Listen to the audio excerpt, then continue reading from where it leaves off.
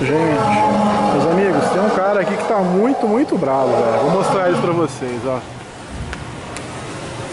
O que foi, bichão? O que você tá nervoso aí? Ah, isso aí, fica calminho agora. Tá vendo? Foi só ele olhar pra mim e começar a conversar na boa com ele que ele parou. Calmou. Calmou.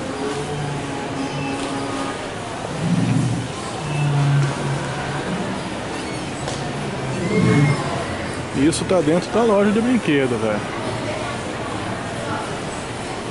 Daqui a pouco que começa a dar o escândalo dele de novo.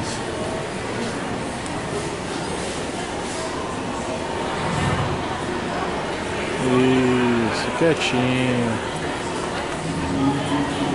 Ah, tá lá, tá vivo.